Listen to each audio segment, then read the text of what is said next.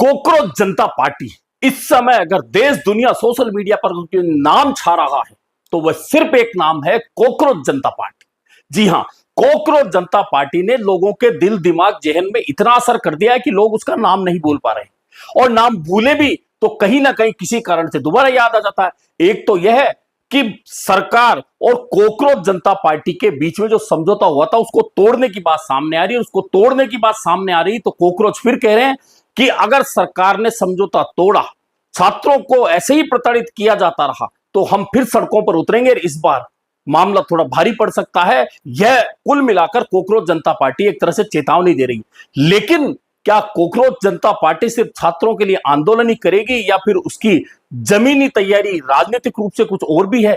इस बात को लेकर लोगों में चर्चा है, और यह चर्चा है तो यह चर्चा सही भी साबित होती दिख रही है। और इसलिए दिख रही है कि राजस्थान में निकाय और पंचायत चुनाव होने जा रहे हैं। वह आपको याद होगा, राजस्थान हाईकोर्ट की फटकार के बाद राजस्थान में ये चुनाव होने जा रहे हैं, और निकाय चुनाव 6 और 9 सितंबर की डेट हाईकोर्ट में दी जा चुकी है, और 13 अक्टूबर से 3 नवंबर तक पंचायत चुनाव होने हैं। यह कार्यक्रम राजस्थान हाईकोर्ट में दिया जा चुका है। और अब राजस्थान में भले ही सत्ता में भाजपा हो, विपक्ष में कांग्रेस हो, और छोटी पार्टियों में बीएपी हो, आरएलपी हो या अन्य दल हो, लेकिन मुख्य रूप से राजस्थान के निकाय और पंचायत चुनाव में अगर कोई पार्टी लड़ने आ रही है और जिसका सबसे ज्यादा असर होने वाला है वोटों पर, वह पार्टी भी होगी कॉकरोच जनता पार्टी।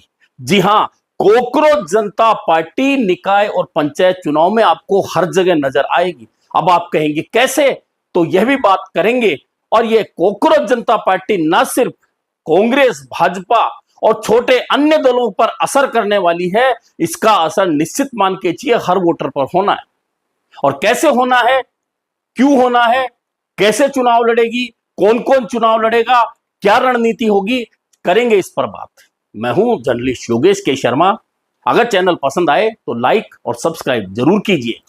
जी हां, यह बात बिल्कुल सही है कि राजस्थान में कॉकरोच जनता पार्टी निकाय और पंचायत चुनाव में सबसे ज्यादा नजर आने वाली है, सबसे ज्यादा उसका असर आने वाला है। और कैसे आने वाला है यह बता देता हूं। क्योंकि कांग्रेस और भाजपा दोनों को अगर वोट चाहिए, दोनों को अगर चुनाव में जीत चाहिए, तो फिर कॉकरोच जनता पार्टी को भी अपनाना पड़ेगा, कॉकरोच जनता पार्टी के लोगों को भी अपनाना पड़ेगा, कॉकरोच जनता पार्टी की रणनीति को भी अपनाना पड़ेगा।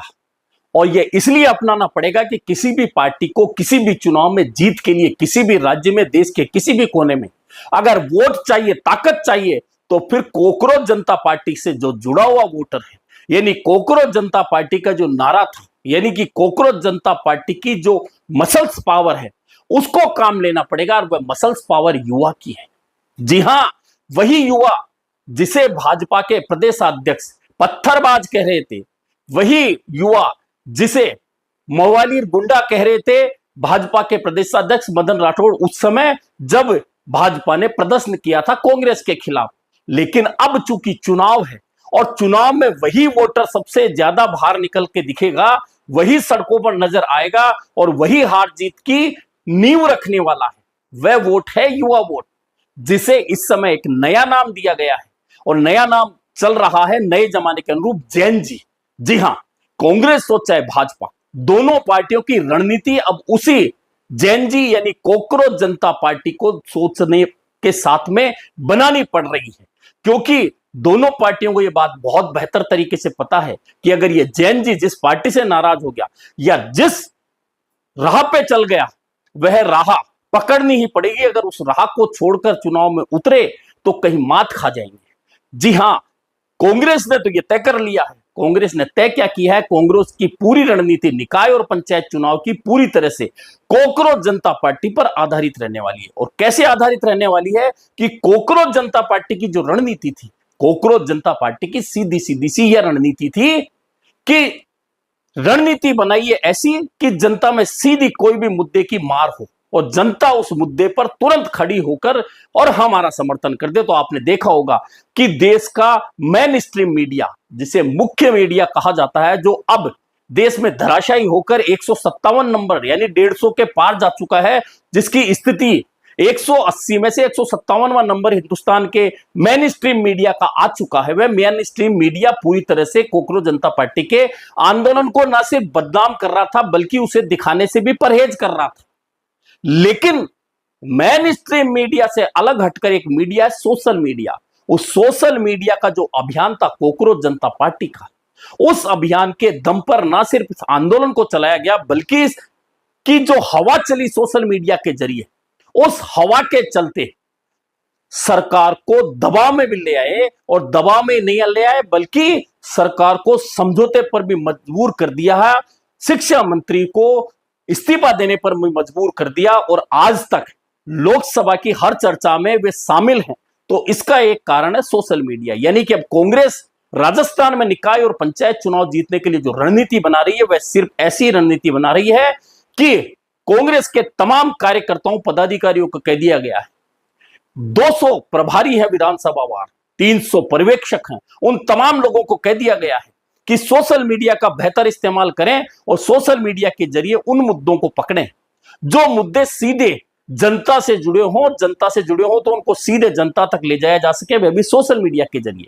यानी कि सोशल मीडिया पर कोकरोच जनता पार्टी की जो रणनीति थी, उस रणनीति को अपनाते हुए 200 विधानसभा क्षेत्रों में प्रभारी और पर्यवेक्षकों को कांग्रेस ने स्पष्ट रूप से उसी रणनीति पर चलने को कहा है कि जिस तरह से कोकरोच जनता पार्टी की शुरुआत सोशल मीडिया से हुई और लाखों प्रशंसक समर्थक फॉरवर्ड उसके करने लगे उसके मुद्दों को, उसी तरह से कांग्रेस के हर कार्यकर्ता को जिसके हाथ में सोशल मीडिया चलाने के लिए स्मार्टफोन है, वह मुद्दा उठाए, कोई भी मुद्दा है उसे सोशल मीडिया पर लाए, जनता के मन में लेकर जाए और सरकार उनके लिए नकारात्मक प्रभाव छोड़ रही है यह बात जनता को समझाए। यह रणनीति कांग्रेस कोकरोच जनता पार्टी की अपनाने जा रही है। यानी कि कोकरोच जनता पार्टी इस तरह से निकाय और पंचायत चुनाव में कांग्रेस की रणनीति के जरिए चुनाव में उतरने जा रही है। अब आप कहेंगे कांग्रेस की तो चलो यह रणनीति हो गई, तो भाजपा की?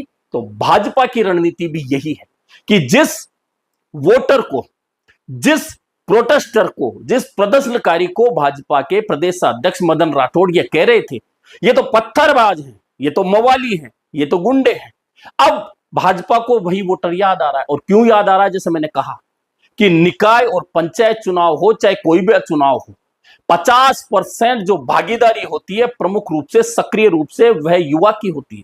जी हां, वही जैन जी, अब वही जैन जी भाजपा को सता रहा है और भाजपा यह चाहती है कि भाजपा से ये वोटर नाराज तो हुआ है इस प्रोटेस्ट के चलते, क्योंकि ये प्रदर्शन सिर्फ दिल्ली में था, लेकिन 20 जुलाई को उस प्रदर्शन जिस तरह से निपटा गया, वह प्रदर्शन और कोकरोच जनता पार्टी और वह छात्रों की पीड़ा घर घर चली गई। वह आंदोलन तो समाप्त हो गया लेकिन उसकी चर्चा अभी भी समाप्त नहीं हुई। और अब वही युवा वोटर अगर नाराज रहता है चुनाव में, तो भाजपा जानती है एक और तो एंटी इनकम्बेंसी, क्योंकि सरकार के लगभग 3 साल का कार्यकाल हो चुका है। दूसरी ओर अगर ये युवा नाराज हुआ, और युवा नाराज हुआ तो कहते हैं ना, जिस ओर जवानी चलती है उस ओर जमाना चलता है, यानी कि वे किसी भी चुनाव का रुख मोड़ देते हैं।